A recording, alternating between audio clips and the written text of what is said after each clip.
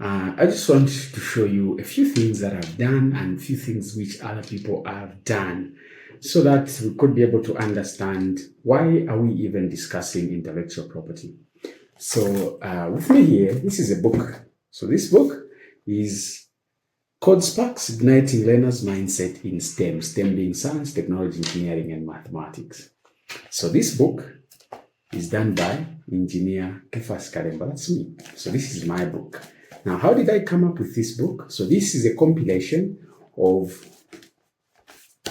2 types of STEM kits that I have developed over the years. This one I did it in 2021. I did the other one in 2023. Then, in addition to that, I also developed what we call virtual labs. So these virtual labs are basically science labs in a virtual space. Now, these particular virtual labs, some of the algorithms that are used on these are open source, meaning it's other people's work that I've adopted and built on top of that to build these virtual labs. Now, this book is a creation of my mind. It's me who wrote this book based on the knowledge that I have. Based on ideas in my head, then I documented everything together so that somebody who can want to learn STEM could find this book easy to run through and acquire that particular knowledge. So one thing that we can agree on is that this is my creation. It's my mind's creation. I came up with this. When you're working in electrical space as an electrical engineer or in that particular space, you oftentimes work with various tools. So one of the tools that you'd work with as an electrical engineer is a meter. A meter like this particular one. So this is called a clamp meter. So this is a digital clamp meter, this one. What does it do? It measures current by clamping, a wire like that. So when you clamp a wire like that, the current that's flowing in this particular wire, you can measure. So this is a digital meter. Somebody designed this digital meter. The way it is looking, its design, its colors, its operation like that, somebody designed this. The arrangement of the buttons and everything. So this again is a creation of a mind of somebody. A company called Raspberry Pi or Raspberry Foundation makes Raspberry Pis. It's a United Kingdom based company. So they make these Raspberry Pis, which are in various versions. So if you look at a Raspberry Pi, for us in the makerspace, even without reading, I can be able to tell that's a Raspberry Pi. And of course, some of you would agree with me. If you have seen a Raspberry Pi, you'd be able to say, yes, this is a Raspberry Pi. So that is another creation of other people. And we are able to identify it by the logo and the way things are arranged around it. So that is another thing. But not only that, there's another company that makes PLCs and controllers. So here we have got this controller from Phoenix Contact. Those who work in the PLC and automation industry, by virtue of looking at this, they will have an idea of what this is. Because of its industrial design, its appearance, they are able to tell that. So this is another creation of another person, and you are able to identify through that. Today, we were working on assembling, this is called an oscilloscope. Now, we are assembling this oscilloscope because sometimes when you're building complex circuits, these particular oscilloscopes helps to analyze the signal and how that signal is flowing. So we are arranging this particular oscilloscope, soldering it, putting components together. So I could actually go ahead and plug in the screen in that particular manner. So this particular oscilloscope, like this, it's a very simple thing that we have designed ourselves to use in the lab. So this oscilloscope, again, it's a creation of the mind, like that.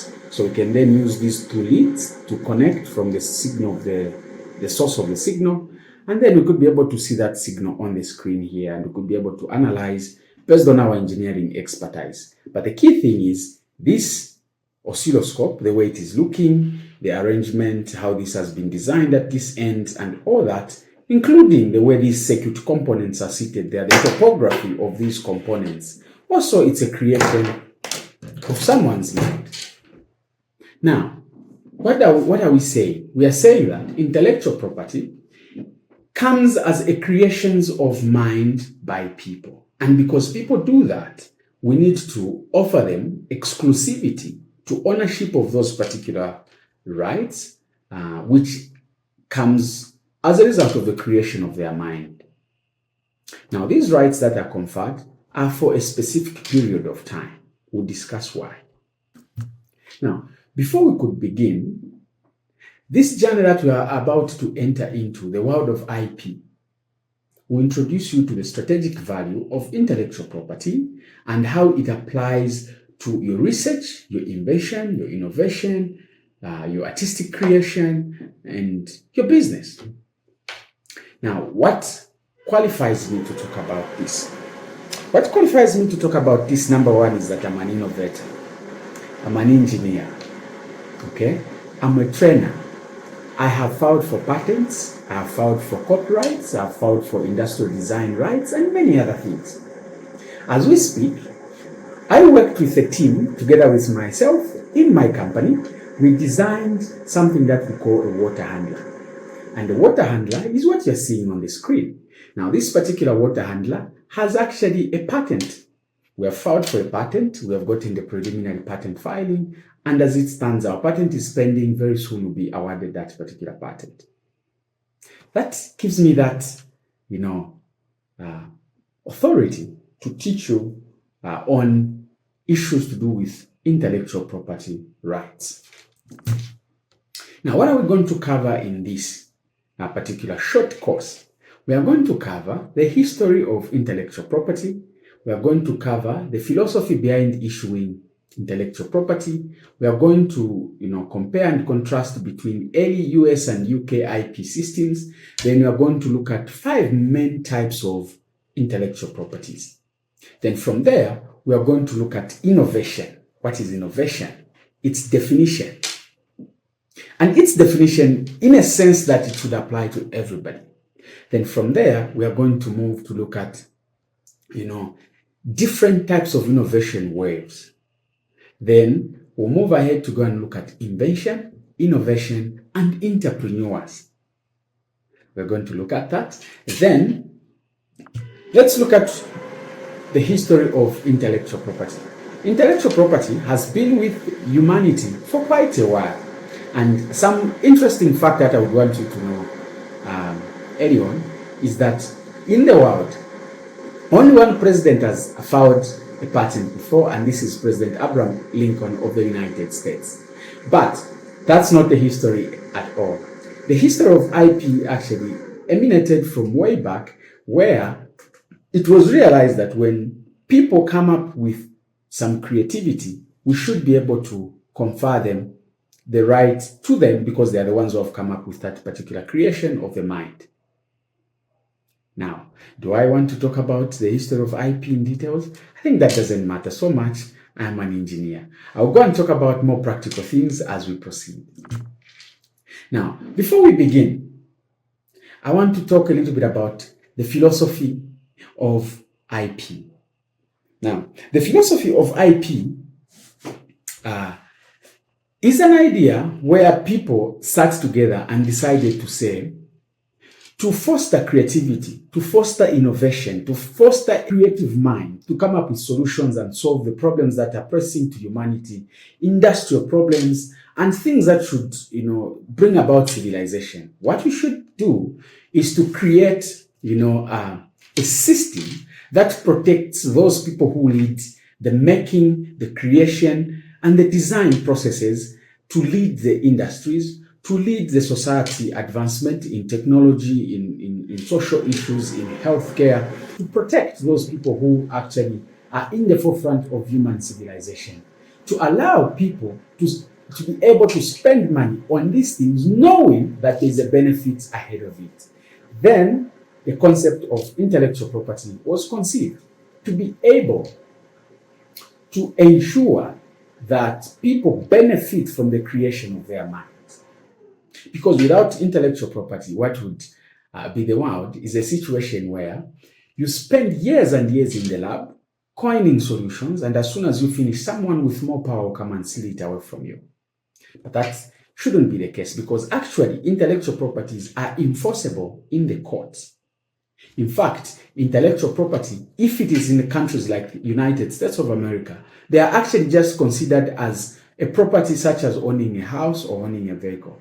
You have full right and authority over that particular property, and you could go into the court of law if somebody actually took it away from you. You are going to learn about 5 main types of intellectual property administered by Patents and Company Registration Agency. This is in Zambia. This is referred to as PACRA. So Zambia is a country in the southern Africa, or in the SADC block of Africa.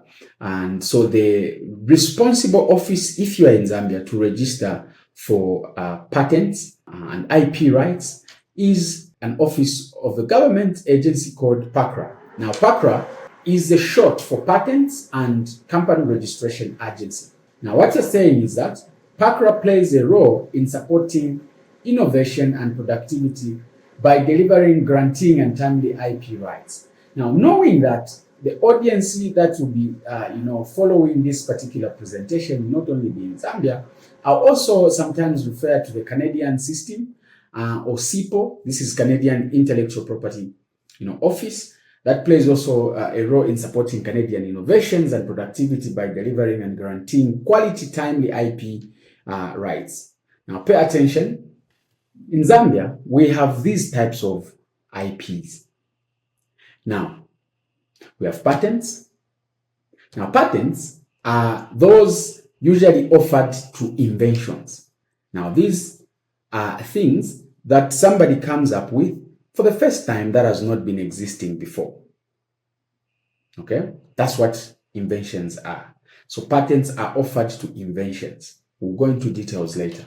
Then we have an example of that is if you come up with something new for the first time, such as the Sondash Formula 2000 or the SF2000. This was an invention of some medicine that can cure, AIDS or HIV. That particular invention would acquire a patent. Then we have something that we refer to as trademarks. Trademarks such as Trade Kings. Okay, Trade Kings is one of the famous trademarks that we have in Zambia. Then these are, brand identities that are offered to individual organizations or companies to protect their brand, like that. Then we have got copyrights. Copyrights, these are offered to artistic creation, such as writing a book, music, music like the Picket Shala, the Chester, Eondonga, Nana Yoyu, and books like the Code Spark book that I just showed you, like that. These, are protected under the IP we are referring to as copyright. Then we have got industrial design. Industrial design, such as this circuit that I designed here. Okay, so this is an industrial design. So that would also be protected under the industrial design. Then we have what we refer to as the integrated circuit topography. So these also, how does this circuit sit? How is the nature in which this circuit is arranged? Why did I put a capacitor here and not there? And that kind of the layout and the shape and everything, that is protected under the integrated circuit topography. It's also a form of patent, though it's not very widely practiced around the world.